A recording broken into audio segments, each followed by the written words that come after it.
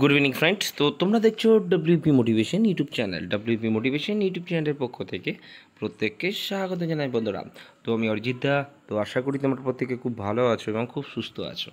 তো এই মাত্র তোমাদের জন্য একটা গুরুত্বপূর্ণ নোটিশ প্রকাশিত হলো, ঠিক আছে? তো সেটা নিয়ে কিন্তু আজকে বিস্তারিত আলোচনা করতে চলেছি।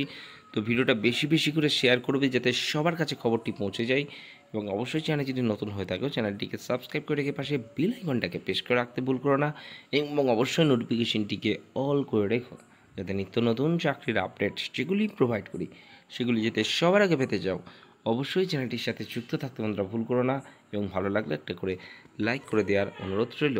তো দেখতে পাচ্ছ office of city civil court at Calcutta, ঠিক আছে? তো দেখতে পাচ্ছ আজকেই প্রকাশিত হয়েছে কিন্তু অফিসিয়ালি ওয়েবসাইটে, এই একদম কিছুক্ষণ আগেই, ঠিক আছে? তো দেখতে পাচ্ছ তোমাদের কিন্তু লাস্ট ডেট দেখে নাও কবে না, 18/7 কিন্তু তোমাদের ফর্ম ফিল আপ কিন্তু শেষ হবে। ওকে, তো হাতে এখনও তোমাদের সময় রয়েছে।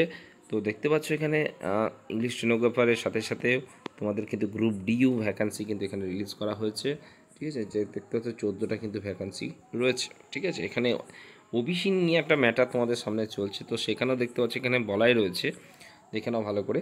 ওবিসি এ এবং OBC B candidate shall abide by the judgment passed by the honourable high court Kolkata on 22/5/2024 in WPO short up 2011 with WPA 9214 of 2010, ঠিক আছে?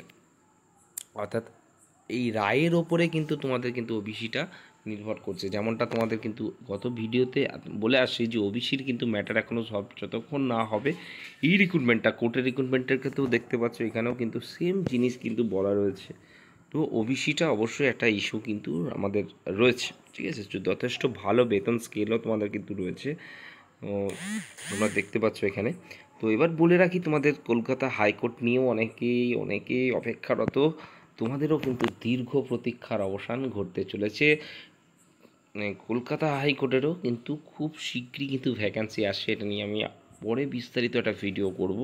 তো আপাতত তোমাদের এই যে কলকাতার সিভিল কোর্টের কিন্তু যে ভ্যাকান্সিটা রয়েছে সেটাতে প্রত্যেকে মনোনিবেশ করো, প্রত্যেকে ফর্ম ফিল আপ করবে, এই বলে আজকে এখানেই শেষ করলাম। ভালো থেকো, সুস্থ থেকো, চলো বাই, টাটা, গুড নাইট।